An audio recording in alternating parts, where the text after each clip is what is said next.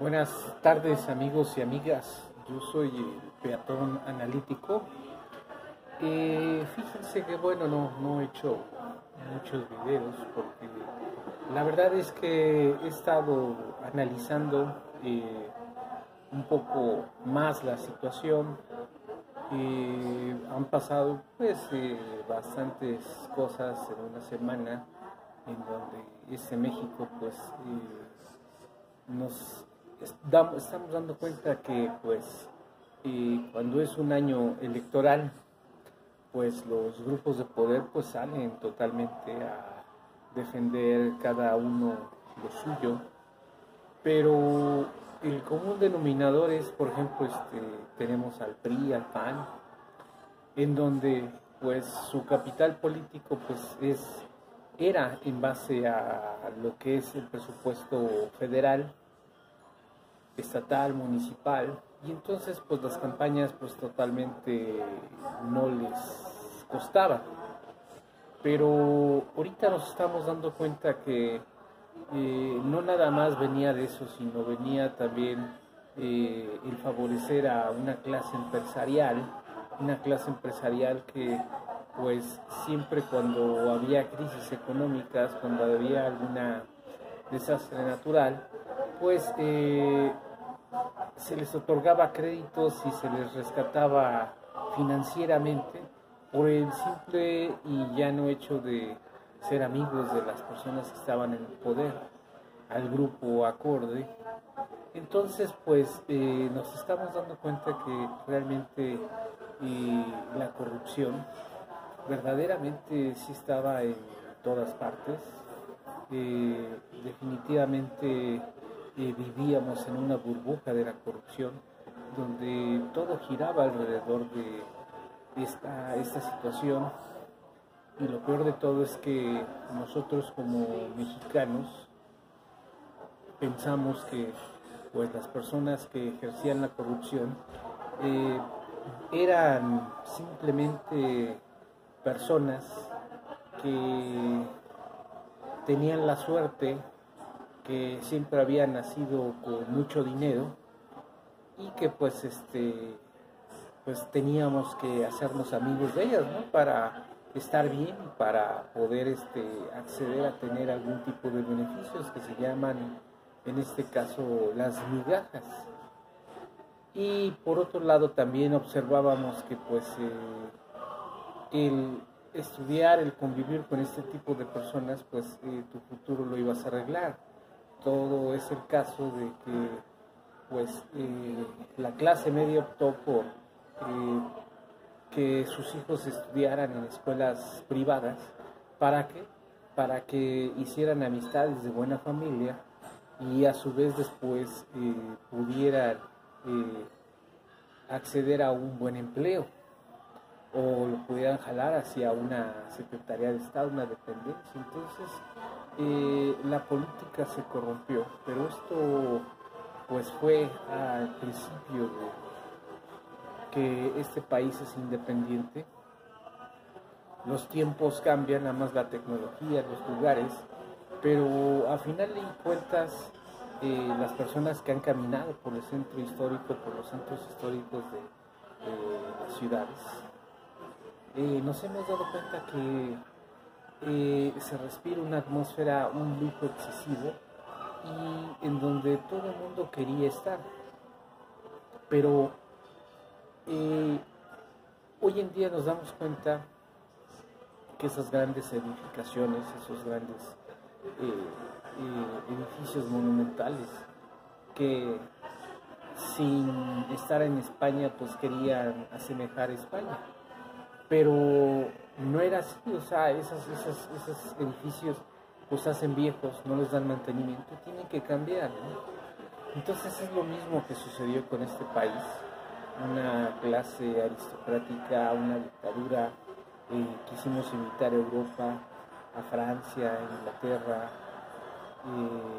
España, y teníamos por un lado Estados Unidos, y pues esos tratados comerciales que pues realmente nosotros hicimos con todo el mundo en el periodo neoliberal. Ahorita ya me fui a otra etapa, Pues simplemente era, ¿por qué? Porque las personas que tenían esos ingresos, que tenían ese poder económico, que lo obtuvieron, pues en este caso con la corrupción, imagínense, desde hace 213 años, me atrevo a decir, en donde era una suerte y era una bendición, los apellidos pesaban. Entonces, pues, la gente no quería descender de clase social, pero pues era una pequeña cúpula, una pequeña clase social distribuida en los 32 estados, en las capitales y después en las ciudades, pero la desigualdad es monstruosa, una desigualdad en la cual no corresponde a un país normal, común. ¿Por qué les digo esto? Porque simplemente tenemos que aterrizar a la situación actual que tenemos. Ahorita en un septiembre de 2020 se inician las elecciones para ciertos estados, se van a tener que renovar la mayoría de los cargos públicos y en realidad no tenemos, y eso se los digo sinceramente, una opción viable. Nuestro presidente pues es excepcional, nos está llevando en este caso a tener esa justicia social, esa igualdad, en este caso a la clase más pobre, a la clase más desfavorable. Las personas que no lo quieren, las personas que dicen, no, pues este señor no me representa, pues ¿por qué? Porque estamos hablando de esa clase minoritaria, de esa clase que acumuló el 6% de toda la riqueza de una nación y acumuló totalmente todos los bienes, todos los servicios, y más aparte con una administración terrible por parte de los presidentes, pero todo esto viene de una educación que nos fue heredada, pero a conveniencia para que cierta cúpula social, cierta gente siempre estuviera en la cima. Entonces, ¿qué es lo que realmente ahorita tenemos?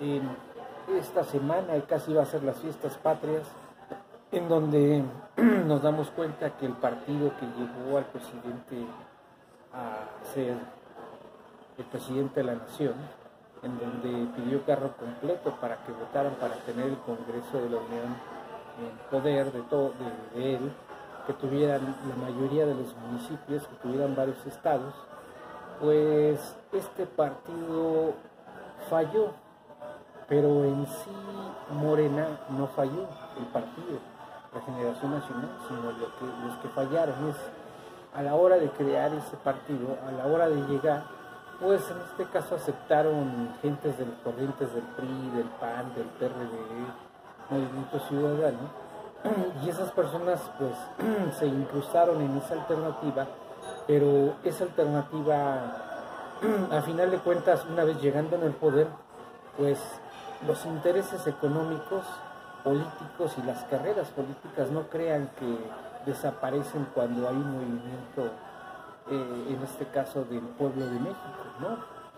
Y ahorita nos está pasando esa factura precisamente desde el 2018, 1 de julio del 2018, empezó el 1 de diciembre de 2018, a hoy, a septiembre de 2020, en donde vienen las elecciones y totalmente ya se volcaron hacia sus carreras políticas. Tenemos el caso de de los diputados y senadores plurinominales que llegaron con el Movimiento de Regeneración Nacional, pero yo quiero hacer un hincapié aquí. Lo digo y lo sostengo, que cuando haces un movimiento, cuando lo inicias, no eres el dueño de esos, y sobre todo si el que te está apoyando es el pueblo de México. El pueblo de México que tiene sed de una igualdad social. ¿Cuál es el error realmente de Morena?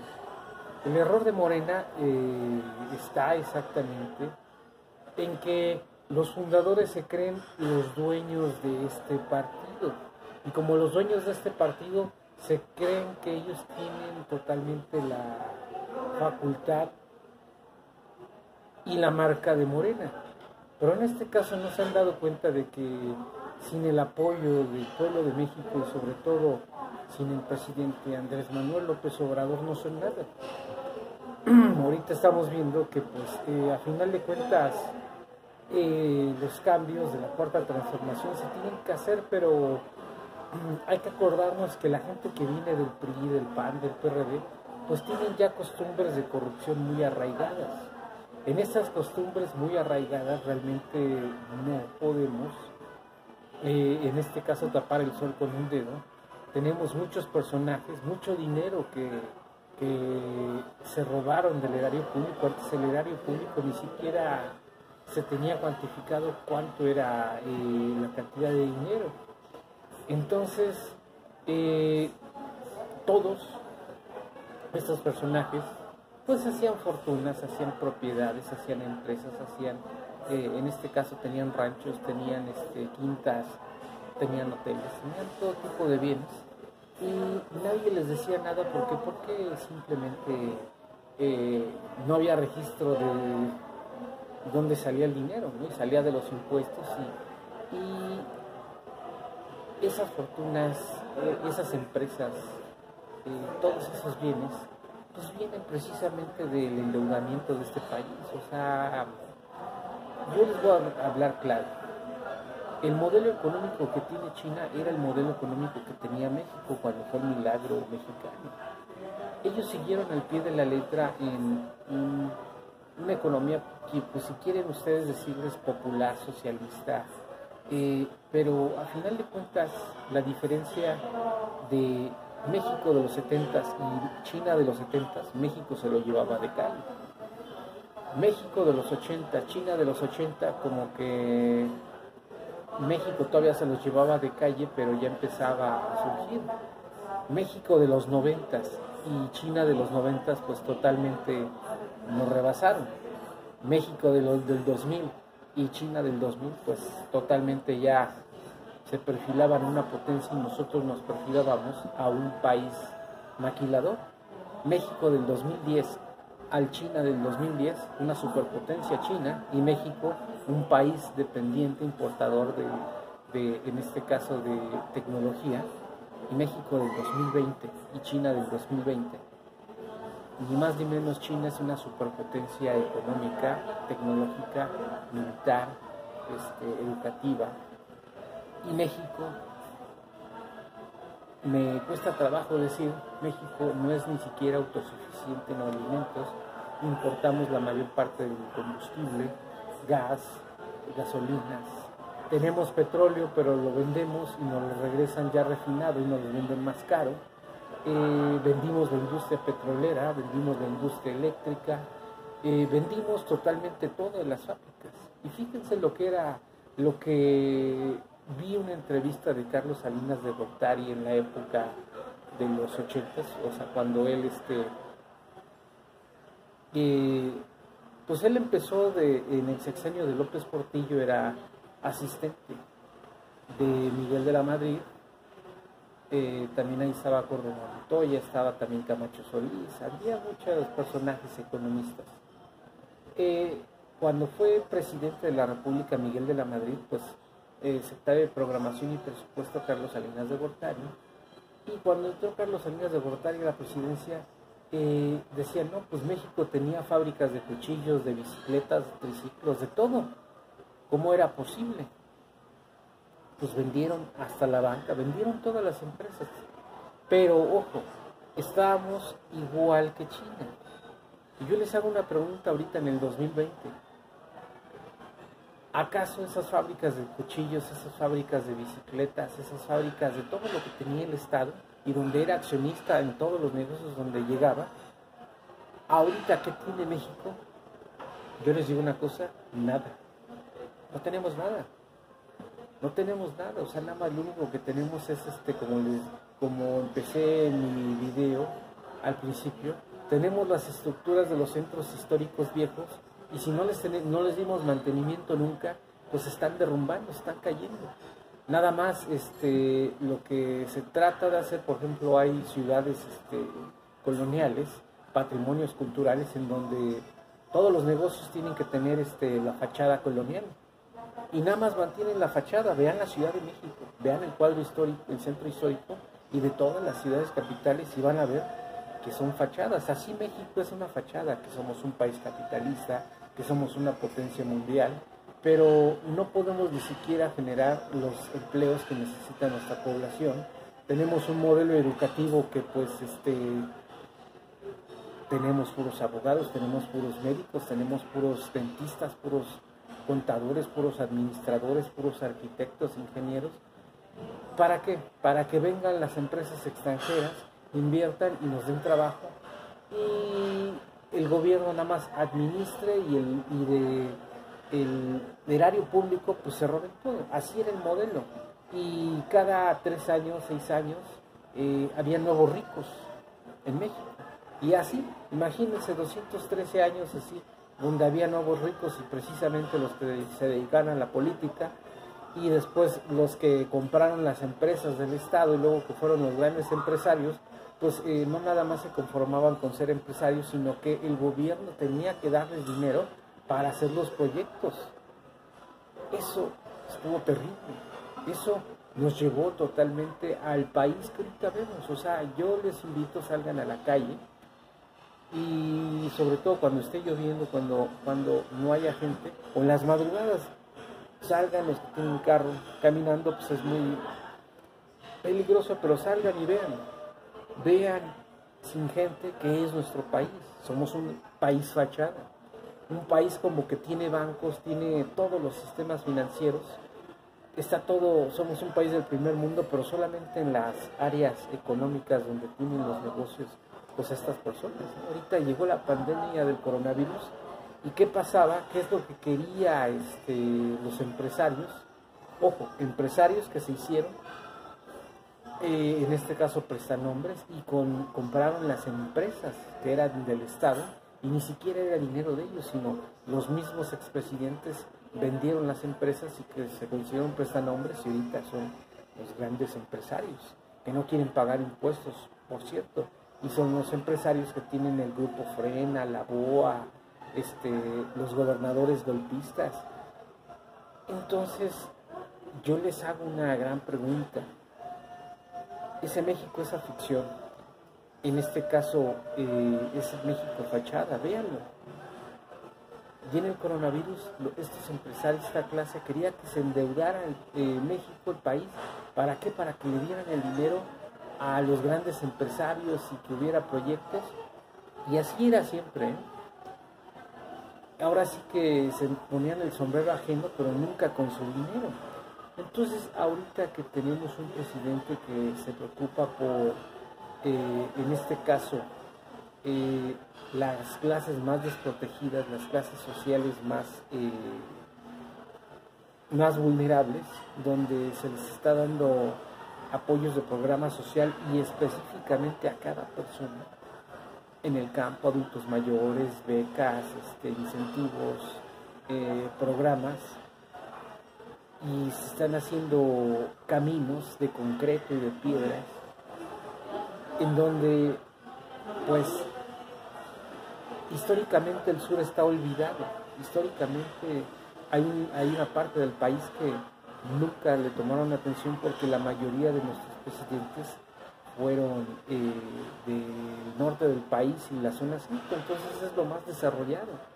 Nada más ir al sur es casi de vacaciones. Ay, me gusta mucho la comida oaxaqueña, chapaneca, me gusta la playa, me gusta comprar chamarras de colores, carteras de colores y demás. Casi pues era la mascota ahí, pero realmente esas personas pues es que viven del turismo. Sí, pero al final de cuentas la infraestructura pues de extranjeros y estos empresarios caínes. Entonces, realmente ya aterrizando en lo que está actualmente aconteciendo, en donde México hizo tratados internacionales con Estados Unidos, con la Unión Europea, con todos los países, y a final de cuentas, ¿cuántos de estos tratados están activos? Y realmente, ¿quiénes aprovechan esos tratados? Pues es un puñado de gentes, y los otros países no están jugando. ¿Por qué? Porque ellos son potencia, están jugando a ser protagonistas del mundo. Entonces, el problema que se dio en la presa de Boquillas, allá en Chihuahua, en donde aparentemente pues el presidente va a una reunión con los Estados Unidos, hay una deuda del agua, un tratado que pues así hacían los tratados Carlos Santana, lo que es Porfirio Díaz, los presidentes que tomaban en cuenta a todos menos al pueblo de México. Entonces tomó control la Guardia Nacional y el Ejército de la presa. ¿Para qué? Para hacer ese pago de esa agua y pues tener una mejor negociación más adelante y no tener repercusiones sobre nuestro país. Desgraciadamente, si nuestro país no somos ni potencia económica, ni tecnológica, ni cultural, ni educativa, somos un país maquilador, pues entonces, ¿cómo nos vamos a defender ante la primera potencia del mundo, que pues es la potencia militar número 1, la potencia económica número 1, la potencia tecnológica número 1, educativa, deportiva, y no se nos tuvo que pegar algo bueno de ellos? Pues no, porque pues realmente mucha de la gente que vio la pobreza en México fue y realmente emigró hacia los Estados Unidos, trabajando de lo que sea, pero trabajando de lo que sea, encontraron el sustento de su familia, y los que pudieron se llevaron a su familia. Ya son una comunidad mexicoamericana, mexico-canadiense, y pues no me van a creer, pero es la gente que nos está apoyando, a la gente que estamos aquí en la ciudad, donde pues estábamos educados para tener un cerebro de cacahuate, donde si protestabas, si peleabas por tus derechos, eras rojo, eras grillo, y no podías perder tu empleo, ¿no? ¿Cómo vas a hablar de cierta clase si tú perteneces a esta clase o eres o demás? Entonces, pues realmente los que hicimos el cambio 1 de julio del 2018 y los que han peleado por los derechos de México, y en este caso, yo les voy a decir una cosa, yo difiero un poco o mucho de las personas que se sienten, que son los fundadores de Morena, no se sienten, son los fundadores de Morena, pero eso no les da derecho totalmente a decir, no, yo voy a tener que ocupar los puestos, yo voy a tener que hacer, y mueven a la gente. Eso lo hizo el PRI, eso lo hizo el PAN, eso lo hizo el PRD, eso lo hizo el Movimiento Ciudadano, el Partido Verde Ecologista, el movimiento del Bester, y todos, precisamente. ¿Por qué? Porque era el juego de la política, en donde los abusados eran unos cuantos y los demás, pues, unos verdaderos tontos, ineptos. Pero en mi caso, yo desde que tengo uso de razón, pues he defendido, he luchado las causas de los más débiles. Entonces, fíjense, yo votaba por el PRD, voté por Fox en el 2000, inexplicablemente, pero ya después de ahí, pues por López Obrador, me afilié a Morena, voté por Morena, pero ahorita estoy viendo que el partido pues realmente me lo decía mucha gente, ¿no? O sea, yo salí mucha gente y no, pues que a las reuniones hemos defendido totalmente las causas del pueblo de México, del presidente. Y cuando hubo elecciones en el Estado de México, pues ahí estuvimos.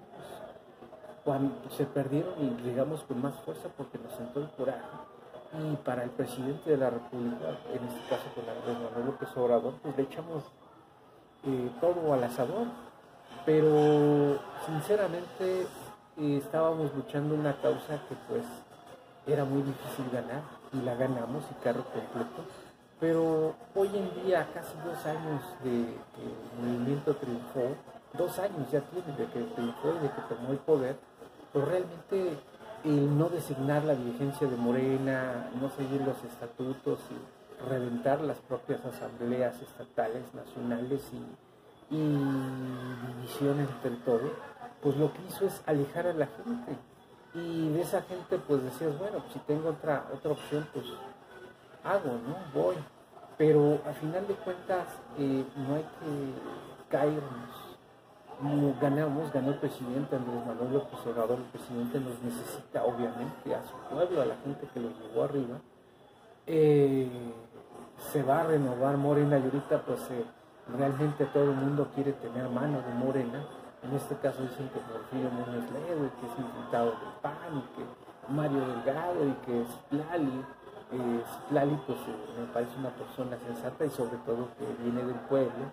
Gibran, pues de repente yo veía al Gibran y pues tenía pues intervenciones, pero fíjense que yo lo que me di cuenta es que de Gibran pues de repente muchos lo buscaban. Yo dije, pues Gibran no, pues sí hablaba bien de cuestiones políticas y demás, pero pues ya después que busca las cámaras en TV Azteca, Televisa y todos los medios chayoteros que realmente es el enemigo del pueblo de México. Sí, o sea, así como lo ven, es el enemigo de nosotros,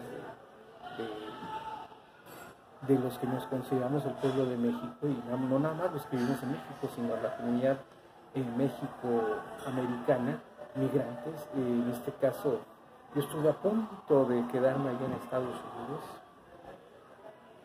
pero regresé a estudiar la universidad y decía que iba a cambiar el país, y que hasta decía que iba a ser presidente de México, pero qué bueno que regresé a México, qué bueno que... Y seguimos luchando, a lo mejor no con la fuerza de los políticos grandes, ¿no? Como Andrés Manuel López Obrador, como Gerardo Fernández Noroña, como Muñoz Ledo, como Pablo Gómez, como Laida Sansores, en este caso pues hasta el mismísimo Marcelo Ebrard, y la gente de Morena, Claudia Sheinbaum, toda la gente que fíjense que está en el gabinete del presidente Andrés Manuel López Obrador. Pero yo quiero contarles pues que en el gabinete del presidente Andrés Manuel López Obrador hay gente que viene del movimiento del 68, que la izquierda y totalmente pues fue vapuleada por Luis Echeverría, por Díaz Ordaz, y ahora sí que el totalitarismo de José López Portillo, Miguel de la Madrid, Carlos Salinas de Gortari, Ernesto Zedillo, y ya después el panismo de Vicente Fox, Felipe de Jesús Calderón Hinojosa y Enrique Peña Nieto, y que inexplicablemente Enrique Peña Nieto y su ambición del grupo Tlajomulco pues fue la gota que derramó el vaso.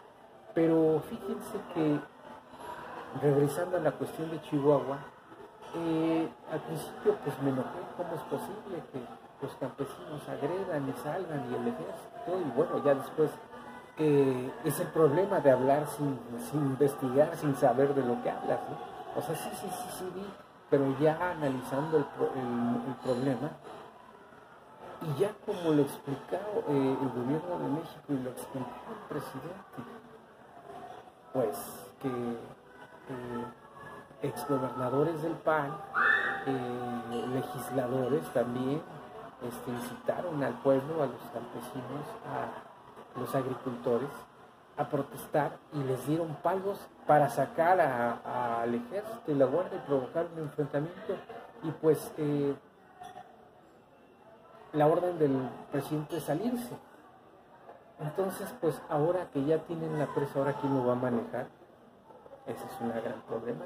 Llámenle al legislador Maduro, a los exgobernadores, a Javier Corral, el gobernador, que son cuestiones electorales, utilizando de carne de cañón al pueblo.